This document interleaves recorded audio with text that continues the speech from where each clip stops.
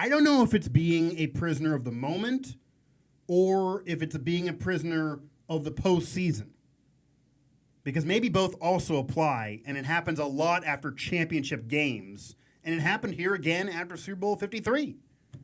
It happened after an MVP performance from Julian Edelman in the Patriots' victory in Super Bowl 53. The dynasty continues. Brady and Belichick's sixth ring apiece for records. Edelman getting his third. And then many of you ran amok and created this ridiculous debate that shouldn't even exist.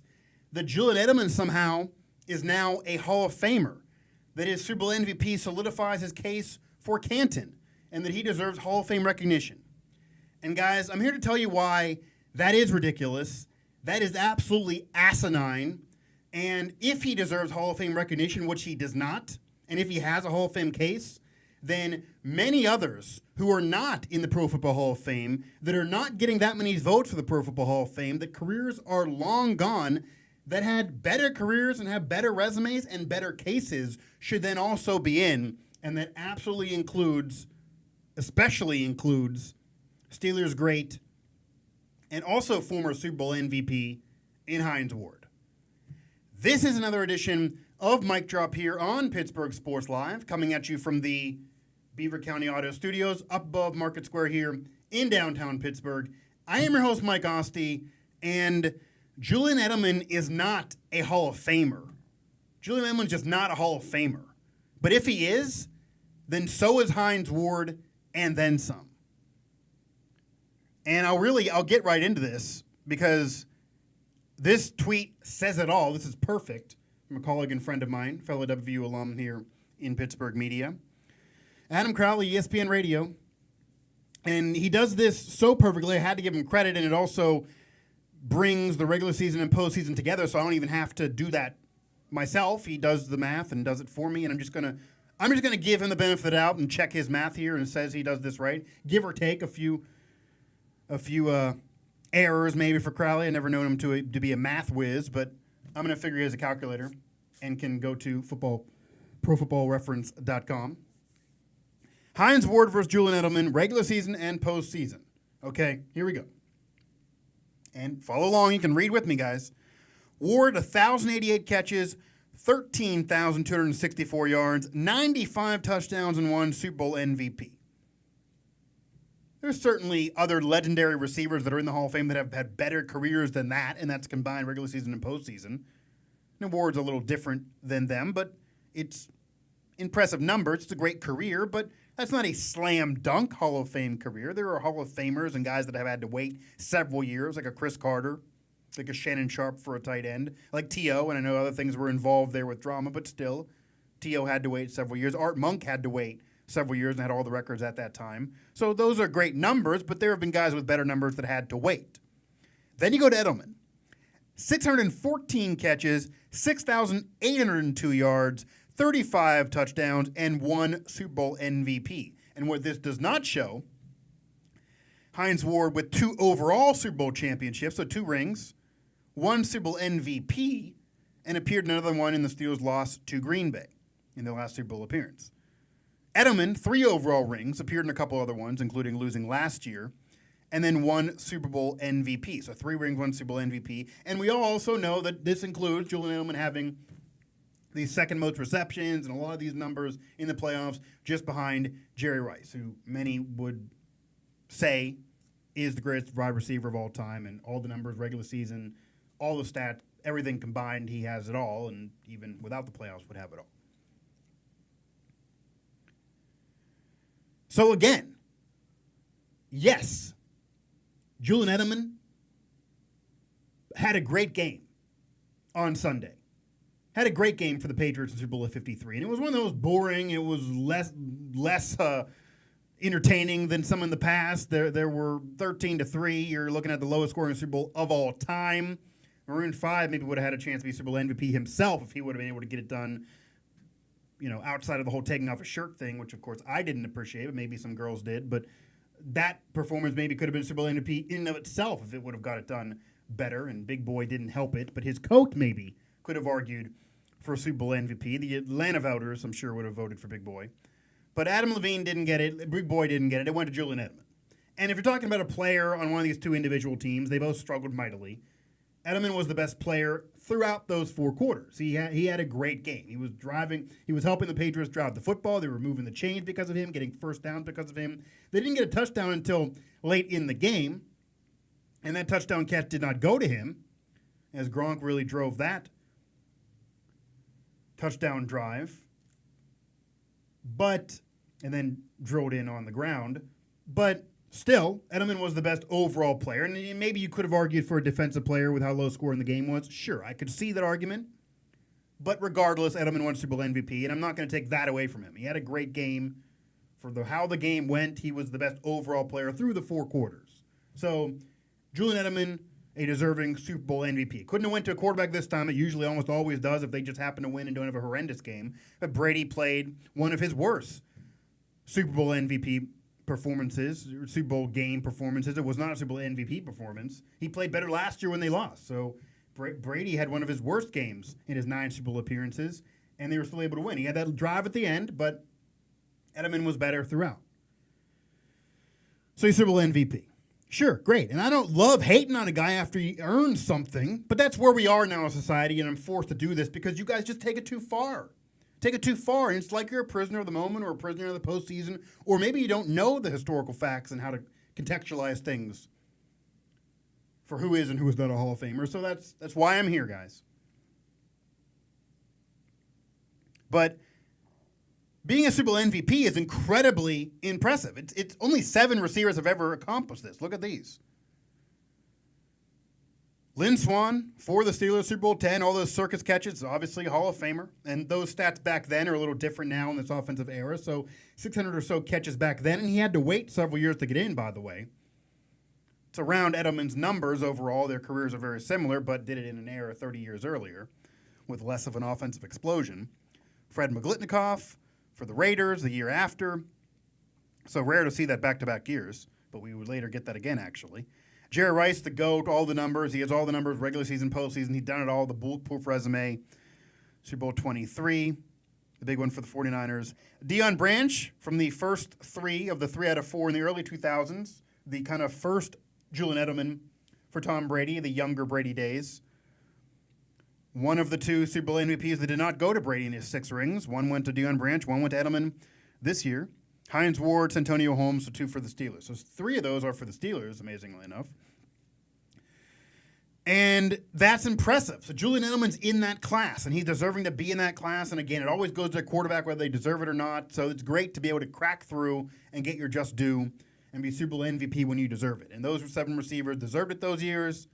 And especially go to Hines Ward again. He deserved it that year. Ben had one of the worst quarterbacking performances in Super Bowl history in Super Bowl 40. I believe it was the worst quarterback rating ever for a winner in a Super Bowl game at that time, and maybe still is.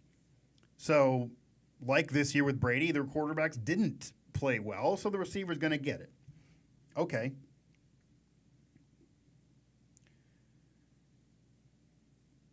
And that's fine. But that does not have to then lend itself to being Super Bowl MVP or to being a Hall of Famer. Super Bowl MVP does not mean Hall of Fame automatically. And I know there are some Hall of Fames, the Baseball Hall of Fame really does this, that really clings on big moments. And big moments and guys impactful to moments can lend themselves recognition as a Hall of Famer.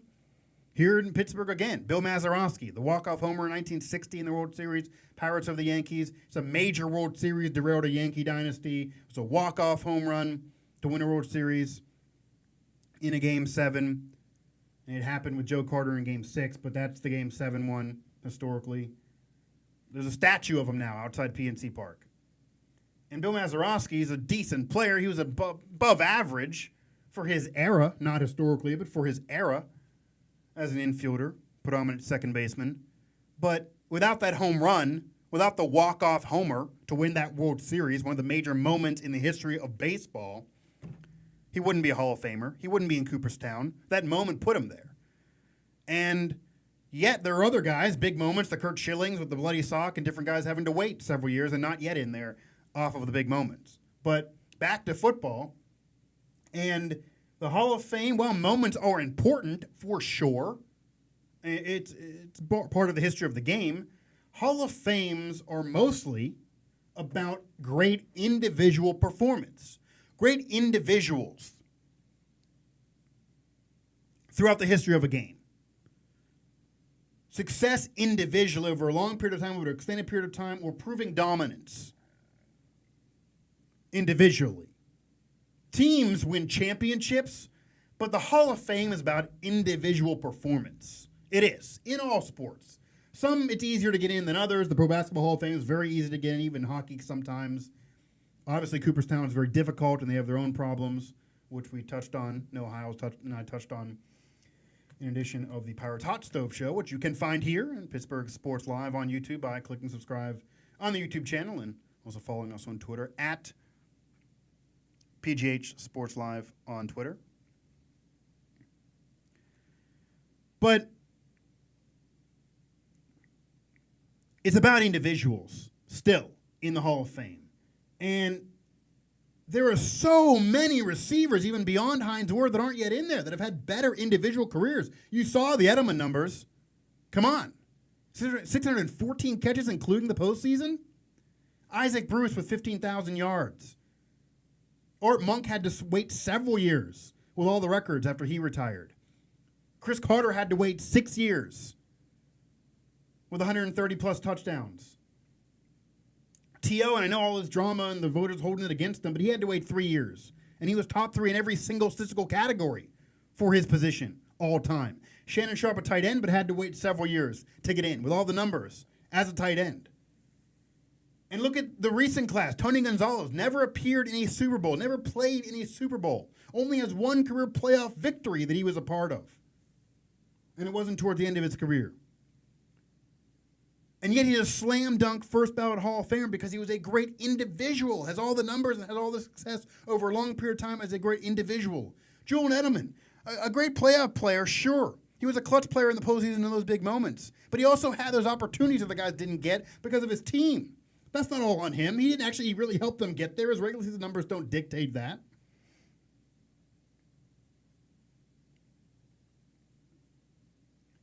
And look at it here. Here's the Edelman numbers.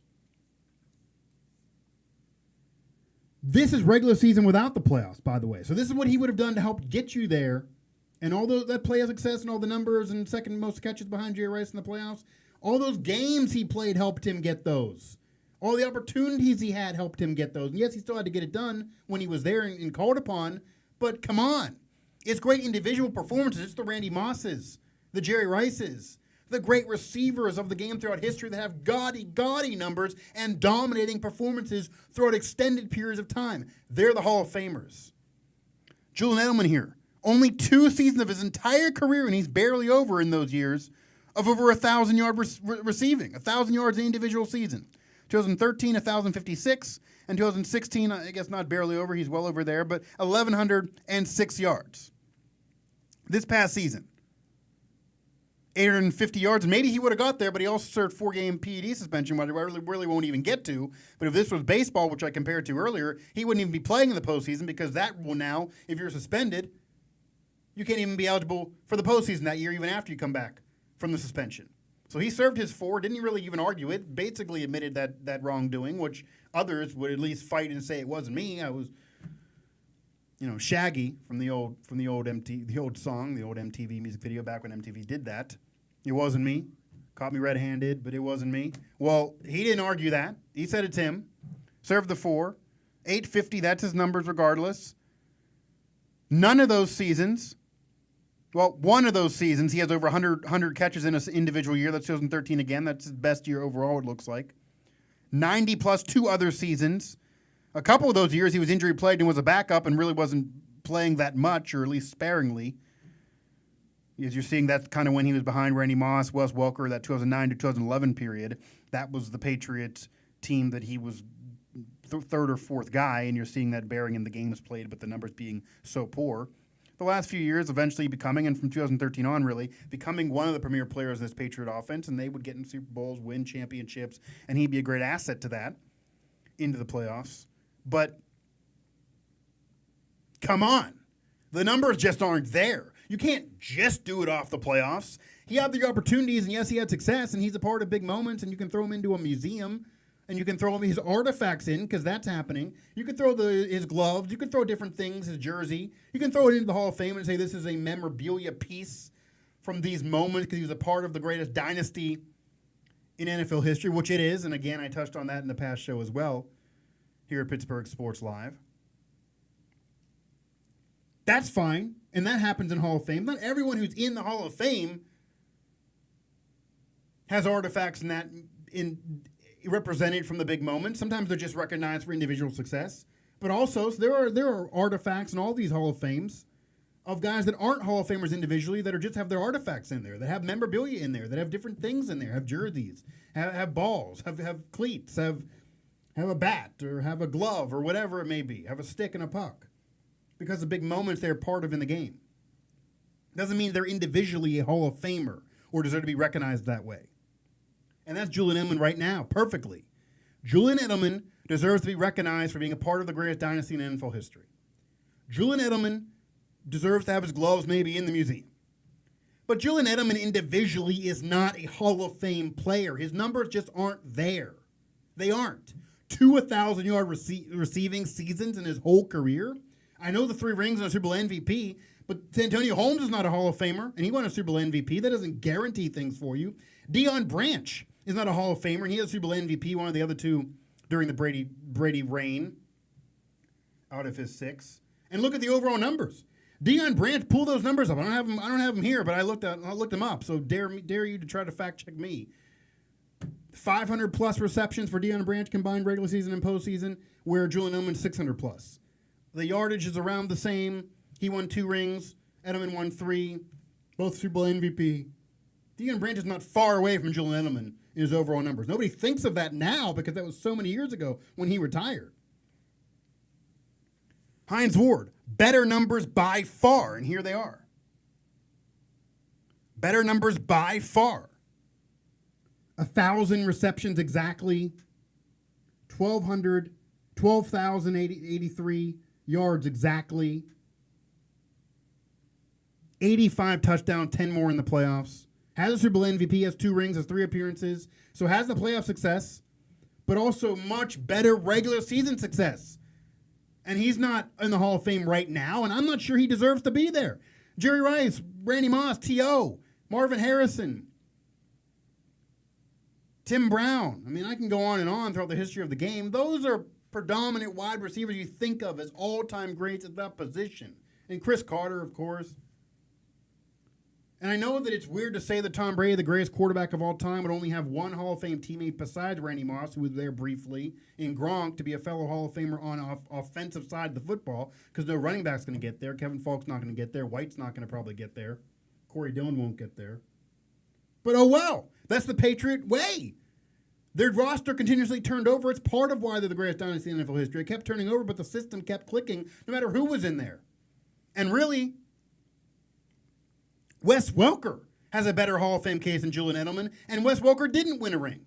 Wes Welker appeared in 3 Super Bowls, two with Brady and the Patriots, and 1 with Manning and the Broncos, and the loss to the Seahawks, one of the greatest offensive teams of all time. Very unlucky. 3 Super Bowl appearances, all 3 losses, with 2 guys that won rings and 2 teams that were successful during that era. The Broncos win the next year when he wasn't there. But better numbers throughout the regular season career. Similar player in the playoffs. Didn't win a ring, but if they would have, he probably would have won one of those MVPs. It's not his fault they didn't win in all those games. Teams win, and Edelman helped them win. He's a part of the dynasty. Give him credit there. But individually, 2 1,000-yard receiving seasons, 1 100-catch receiving season, that's not Hall of Fame worthy. And as you see on the comparison, I'll throw it up there again from Crowley, Ward versus Edelman. Ward's numbers are just by far better, regular and postseason combined. By far better. He also won a Super Bowl MVP. Julian Edelman's numbers are putrid in comparison to Hines Ward. So if you feel Julian Edelman's a Hall of Famer, then you must feel Hines Ward's a Hall of Famer and then some. And Hines Ward he's a great player. I wouldn't be mad if he got in, but he's not a legendary, transcendent, all-time great like some other wide receivers have been throughout the history of the game. And yet, people are arguing for Julian Edelman. The Isaac Bruces aren't in there. The Hines Wards aren't in there. Art Monk had to wait. Chris Carter had to wait. Shannon Sharp had to wait. There's countless receivers. Steve Smith even has a better case, despite not winning a ring.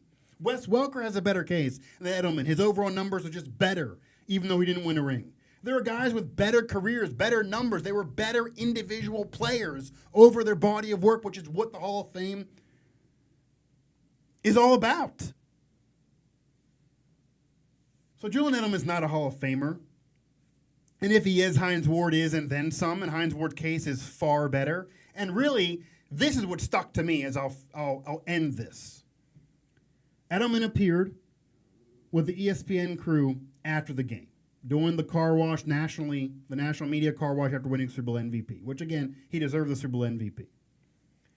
And Randy Moss was there, and he appeared with Randy Moss, and they're talking, they're former teammates when Edelman was just coming up and was a backup, and Moss was with the Patriots and had the best individual single season for a wide receiver ever on an undefeated regular season team that eventually would lose in the Super Bowl, finishing 18-1, and I will still forever say was the very best team of the Patriot dynasty run of Brady and Belichick, with all those players, how dominating they were on both sides of the ball. But they lost. I mean, Moss had a great game, but they lost. Moss had a great season, but they lost. Moss is one of the greatest wide receivers of all time. First ballot Hall of Famer. First guy since Jerry Rice, and it should have been T.O., but that's drama for another day.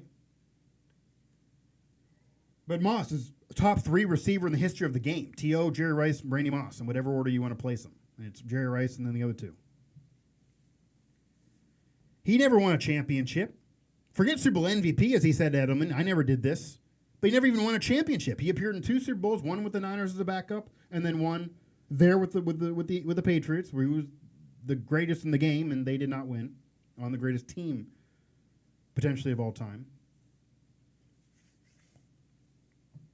And unlike Edelman, who had Brady his whole career, Randy Moss had Brady those few years and had Favre towards the end and caught Favre's 500 touchdown pass, but also had Randall Cunningham's and had a slew of quarterbacks during his brief time with the Raiders where he would take off plays because they were horrible. Didn't exactly have Tom Brady all the way through. He didn't have Hall of Fame quarterbacks all the way through, like an Edelman. And to think that Randy Moss and Julian Edelman would be both enshrined and both put in the same class and both be considered Hall of Famers when Julian Edelman has 2 1,000-yard receiving seasons and 100-catch receiving seasons, and Randy Moss did that in his sleep almost every year, at least when he cared, and he was fully healthy and geared in.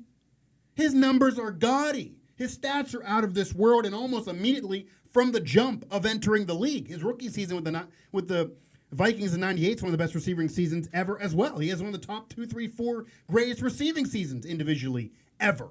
He's a Hall of Famer for sure, of course. Everybody agrees there. But the only reason why he didn't have more playoff success, the only reason why his playoff numbers aren't better, the only reason why he didn't win a championship or Super Bowl MVP, doesn't have any rings, not his fault. It's because his team wasn't good enough, or his team didn't get it done, or other players on his team collapsed in those big games. Not on him. Whereas Edelman, of course, stepped up in those moments, but he was there in those games with all those opportunities because of how great the team was. It was aiding him. Moss was the best player on his teams usually to get there, and then they would falter. Where Edelman was never the best player on his team. They would get there. He would do very little to help them get there. At least the numbers would show that. And then he would step up in the playoffs, sure. But it's not just about the playoffs. And Randy Moss is one of the greatest receivers of all time. And it's just, what an injustice of this world for Julian Edelman to have 3 rings and a Super Bowl MVP, one of 7 receivers of all time with one.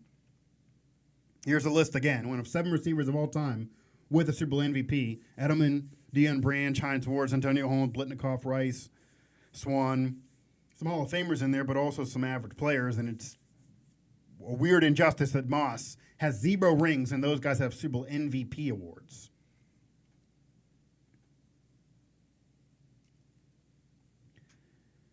So that right there should show you. I mean, he called the man Edo Nuts and was his little brother. There's 15 of you, but there's only one Randy Moss. I'm a freak. I'm a legend. That's what he told the kid. That's what Edelman said that Moss told him when he was younger and coming up into the league. And he's right. Moss and Edelman aren't in the same class. Edelman can't even hold Moss's jockstrap yet. they're going to be together forever in Canton? I don't think so. Remember the moments. Put his jersey in there to remember the moments. The artifacts are fine. He was a part of the greatest dynasty in NFL history. Yes. He helped contribute to it. Yes, at least in the playoffs for sure. But Julian Edelman is not a Hall of Famer. That's asinine. That's insane. And if he is, many others deserve to be there, namely Hines Ward. Because again, I'll throw the numbers up to compare. Finally, Hines Ward's numbers way better with also a Super Bowl MVP. Way better, not even close. If you think Edelman's a Hall of Famer, you got to think Ward is too. And honestly, neither one of them really are. I wouldn't vote for either one. Sorry. So while the Patriots keep on conquering and winning championships, at least getting there and then winning Super Bowls most of the time, Edelman very much a part of that. So Edelman conquers in the playoffs and conquers in the Super Bowl, but does not conquer enough in the regular season to warrant being a Hall of Famer like many others who have conquered more than him and are yet to be there or deserve that recognition, to be a class above him and then some.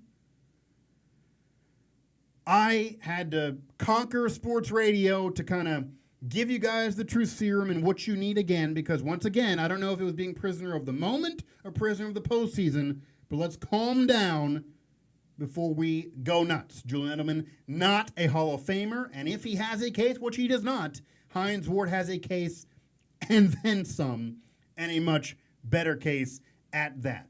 I am Mike Osti. This was another edition of Mic Drop here on Pittsburgh Sports Live via SteelersNow.com. Go there for all our Steelers content through the Pittsburgh Sports Now family. Hit up PittsburghSportsNow.com, PittsburghSoccerNow.com, PittsburghHockeyNow.com, and the new fledged SteelersNow.com.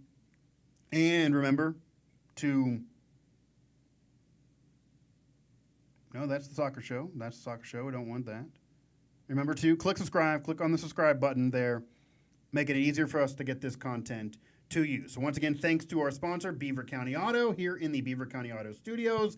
This has been another edition of Mic Drop here via SteelersNow.com and on Pittsburgh Sports Live. There's my Twitter handle, at MikeOssie11, to send me the hate mail, and I'll tell you again why I'm right and you're wrong. But just learn and try to be better, guys. Try to be better.